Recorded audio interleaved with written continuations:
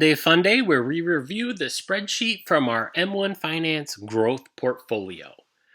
This is basically just a regular traditional account, which if you open up a traditional account with M1 Finance using the link down in the description below, you will receive $10 free for opening that account. All you need to do is open the account and fund it $100, and M1 Finance will send you $10 in about a week. Basically, with this growth portfolio, I decided to use my health.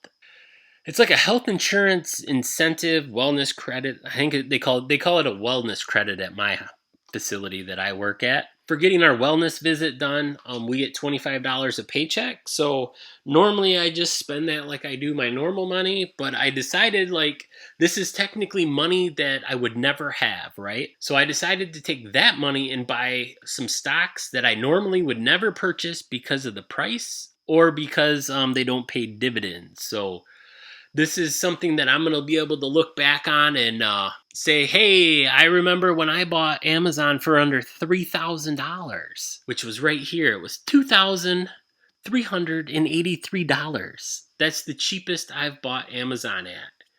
And currently it's at $3,119. But basically what I'm going to do until I retire is I'm going to deposit my $25 that I get from my wellness credit into this account and buy these five funds right here, these stocks, which is the FANG, and it's like the FANG buh, because I threw Berkshire in there just because, I mean, you might as well own Warren Buffett's company, right? And we're doing pretty good. We're up $46.62, which is basically a 10% return so far. But as you can see, that's off a little bit because for some reason in Google Sheets they got Berkshire higher. It's only at $190 right now, but I don't know why it pulls in this wrong number.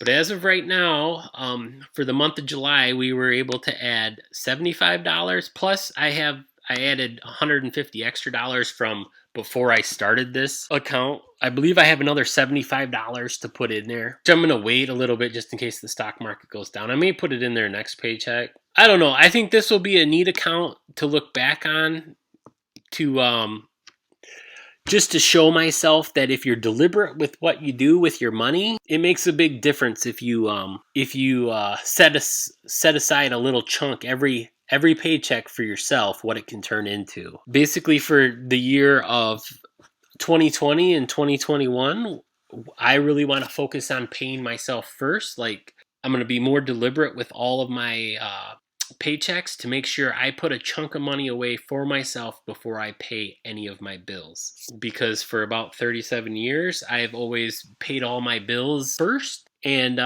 whatever was left over, which wasn't very much money, I would save, and then I eventually would spend that money on something I bought. I feel like in 2020, I have bought pretty much everything I need for the next few years. So unless it's like an investing in yourself thing, like if I can buy something that's going to eventually make money or make my life a lot easier, I may buy it, but it'll be budgeted. I have a pretty strict budget that I've been sticking to the last 3 years, and it's really started to pay off. I'm going to make a video about my budget. If you want to see that video, make sure you subscribe and leave me a comment down below, because if I get some comments, I may get a little more motivated to make that video. But one thing I really want to try to do is for everything I do around the house, like cut the grass, trim the bushes, clean the pool, like every basic chore, basically give myself a little bit of a payment for it. Like start working for myself that way with the money I bring home from my job. Because one thing that I've learned in 2020 is you really want to have more than one stream of income, because with any once in 100-year event that comes around, if you work for somebody and that's your only source of income, and that closes down or they need to cut back and they cut your job, like, I mean, you can go get a job somewhere else, but you really need basically a passive form of income. And investing has become that thing that I started to do. I realized that really late with my 401k, that the dividend payments would go in there once a year, and they're starting to get pretty big. And I'm like, man, if I would have had that money somewhere else where I could get my hands on it before I was 59 and a half, like that's a pretty good chunk of my take-home pay. Eventually, it'll be neat to see the dividend payments. Like, let me show you all of my investments counts. Basically, my goal for this year is to get this number right here, which is the dividends I've received, to $1 a day. That may not sound very exciting, but that's $365 that I don't have to work for the year. So, and each year that number should grow. And then this is my monthly total for the year. If I get all of these dividend payments, this will be how much money per month I'll make from dividends. So that's pretty good. That's almost enough to pay the gas bill every month. So that's one thing I really want to do for all my investing accounts, is be able to pay all my bills with my funds that I invest in. The thing I like about M1 Finance is that basically you just pick the stocks or ETFs that you want your money to go into, and you just deposit the money from your bank account into your M1 Finance account, and M1 Finance takes the hassle out of buying the stocks, worrying about what the price is of the stock.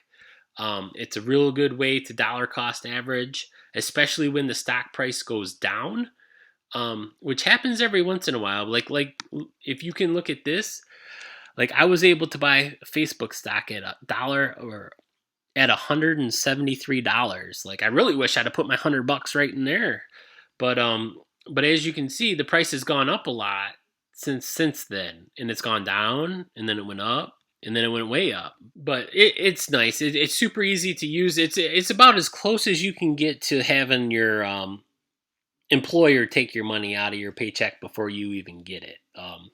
The only thing with this is you get the money and then you just have to put it into your account. You can set it up so it does automatic deposits. So then it would be just like your 401k, man. It just puts the money in there and takes care of it, so you don't have to waste your time worrying about it. Like I said, if you want to start your traditional brokerage account like this with M1 Finance, use the link down below and you'll get 10 free dollars. Thanks again for tuning in to Sunday Fun Day, where we review our investing account spreadsheets. Thanks for watching. We'll see you in the next one.